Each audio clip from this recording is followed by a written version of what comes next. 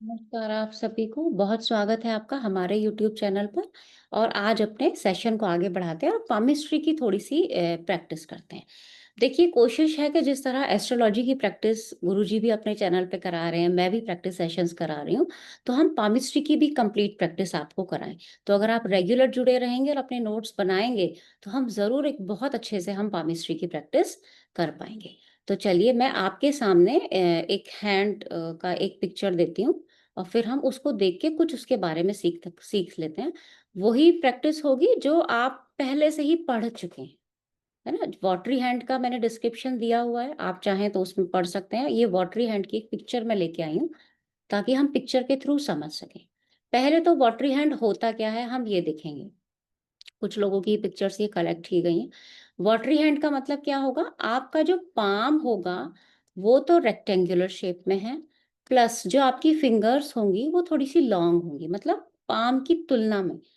हम ये अलग-अलग नहीं देखेंगे कि भई लंबी उँगली कितनी होती है ना? तो वो नहीं, हम तुलना करेंगे, कंपैरिज़न। पाम का कंपैरिज़न, जो आपका पहला मणिबद्ध, ये लास्ट वाला नहीं, फर्स्ट जो आपको मणिबद्ध दिखाई देगा, वहाँ से और आप अपने सैटर्न फिंगर के अंतिम पोर तक, यहाँ तक कि last third phalange, this is first, this is second, this is third. ठीक है? तो ये वाली जो लंबाई होगी, इसकी तुलना में इसकी जो लंबाई होगी, वो बड़ी होगी। अब आपको देखने में ये कुछ लोगों को ये छोटी भी लगेगी। क्यों? क्योंकि ये हैंड का जो फ़ोटो है ना, वो थोड़ा हैंड सिकोड़ के लिया गया है, खोल के नहीं लिया गया है। तो जब आप हाथ को फ़ोटो बिल्कुल खोल के लोगे ना, तब आपको ये समझ में आएगा। आपको दिख रहा होगा ये हैंड जो है थोड़ा-सा, क्योंकि खोल के जब भी फ़ोटो आप लेते हो, तो ये यहाँ पे इस तरीके का कर्व आपको थोड़ा कम दिखाई देगा। तो ये थोड़ी-सी पहचान है कि आपका हाथ का जो पिक्चर है, वो किस तरह से लिया गया है। तो जनरली यहाँ लंबी उँगलियाँ पतली हैं और रेक्टेंगुलर पाम है। तो ये जो हाथ है, ये वाटरी हैंड की कैटेगरी में आता है। इसकी बहुत सारी और पहचान भी है, धीरे-धीरे हम सीखेंगे। तो दिस इज़ वाटरी हैंड।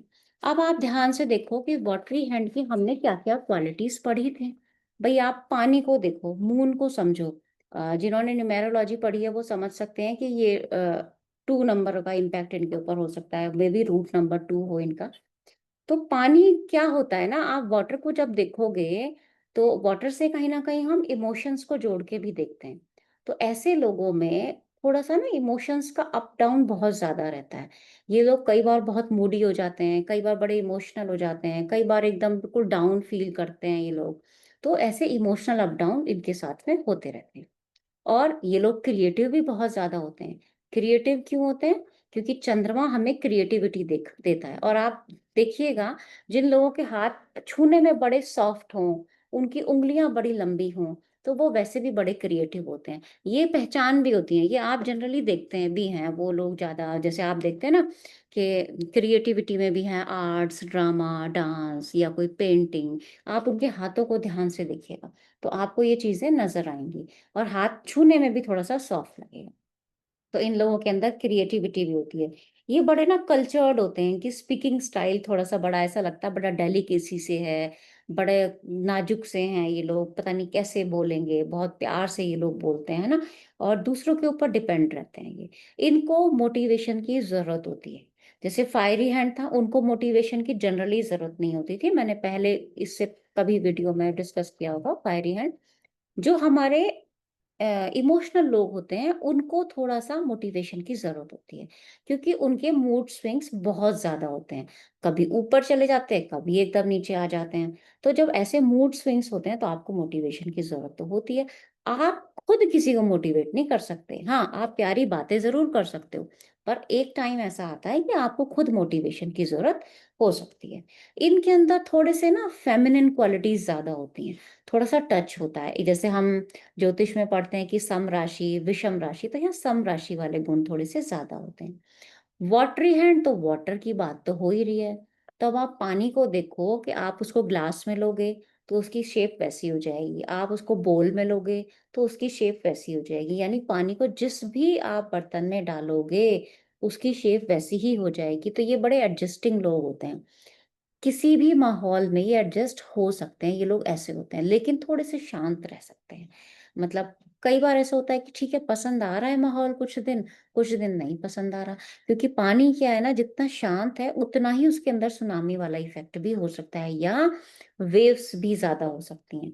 तो कई बार ये लोग बड़े खुश हो जाते हैं, कई बार बहुत ज़्यादा परेशान हो जाते हैं, बड़े सेंसिटिव होते हैं, फॉलोवर्स होते हैं। फॉलोवर्स का मतलब है दूसरों को फॉलो करने वाले। एक इंसान होता है कि लीड कर रहा है, आगे-आगे, मैं करूँगा भाई, मैं करके दिखाऊँगा ये काम।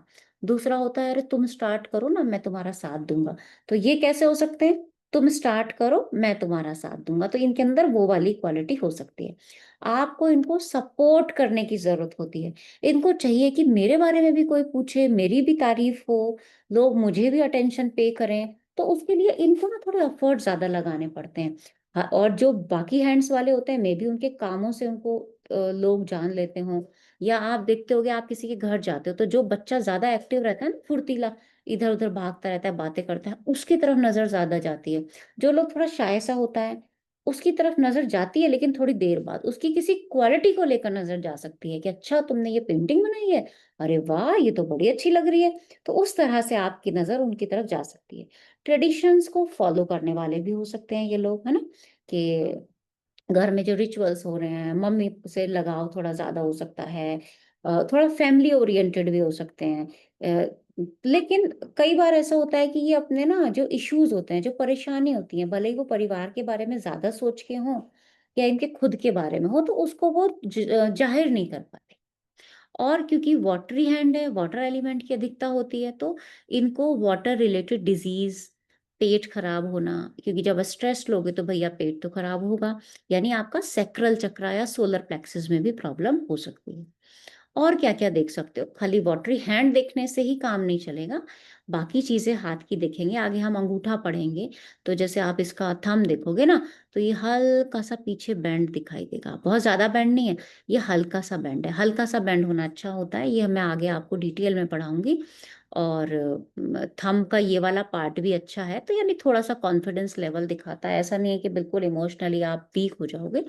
तो एक चीज़ मैंने पढ़ी, लेकिन उसी से पूरा रिज़ल्ट होगा ये ज़रूरी नहीं। जैसे एस्ट्रोलॉजी में एक भाव देख के रिज़ल्ट नहीं होता ना, न्यूमेरोलॉजी में खाली रूट नंबर से बिहेवियर नहीं पता चलता। सेम यहाँ पे जनरल मैंने निकाल लिया, उसके बाद थंब ये कह रहा है मुझे कि ठीक है, हैंड बता रहा है इमोशनल हो, थंब कह रहा है नहीं, नहीं, अपने लिए स्टैंड ले सकती है, ऐसा कोई दिक्कत नहीं है, है ना? हैंड फीमेल का है, मेल का है, वो भी ज़रूर देखेंगे। कहाँ पे ज़्यादा लाइनें हैं, कौन-सा माउंट आपका ज़्यादा एक्टिव है, ज़्यादा उठा हुआ है। अगर आप यहाँ देखोगे, कोई भी देख के क्या कहेगा कि मर्क्यूरी फिंगर थोड़ी-सी छोटी लग रही है यहाँ से, लेकिन नीचे से देखो कहाँ से उसकी शुरुआत हो रही है। आप अपने हाथ को देखो, क्या आपकी फिंगर इतना नीचे जाके शुरुआत है? नहीं, जनरली ऐसे करके शुरुआत भी होती है कुछ-कुछ फिंगर्स की यहाँ से। तो जब यहाँ से शुरुआत होती है, तो वो अपने आप ही ऊपर चली जाती है। तो ये छोटी-छोटी डिटेल्स हैं, जिसको हम आगे धीरे-धीरे समझेंगे, लेके आएँगे। अगर आप लोगों का इंटरेस्ट है, तो मैं वीडियोज़ उसी तरह से लाऊँगी। कई बार ऐसा होता है, आप लोग जो इंटरेस्ट दिखाते हो ना, तो उससे मुझे भी मोटिवेशन मिलता है, मैं ज़्यादा से ज़्यादा वीडियोज़ लाऊँ। तो आप ज़रूर बताइएगा कि पामिस्ट्री की वीडियोज़ में आप इंटरेस्टेड हो, क्या हम डिटेल में पामिस्ट्री को सीखें? वैसे कोर्स भी बहुत जल्दी आएगा, लेकिन जितना संभव हो सकेगा, हम यूट्यूब पे सीखने की कोशिश करेंगे। आज के लिए इतना ही रखते हैं। बहुत-बहुत धन्यवाद।